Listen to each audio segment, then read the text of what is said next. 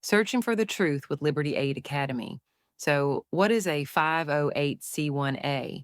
A 508c1A is an exemption code created by the IRS.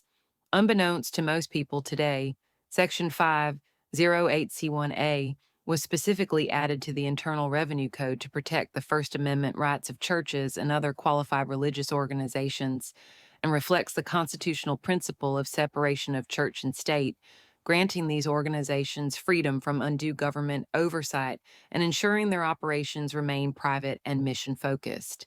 The organizations that fall under this mandatory exception are churches, their integrated auxiliaries, or religious faith based organizations and conventions or associations of churches. Thus, a 501c3 nonprofit is a special type of 501c3 tax exempt organization that does not have to report its income or activities to the IRS by filing annual tax returns.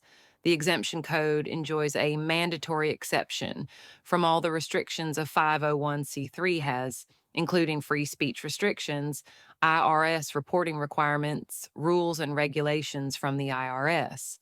The 508c1A is applicable in all 50 states and recognized internationally under the Hague Convention of the United Nations Charter.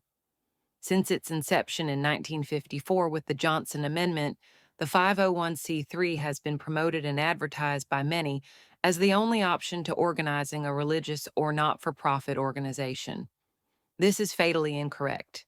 Federal law, IRS publications, and court cases all confirm and establish the rights and protection of the 508c1A entity.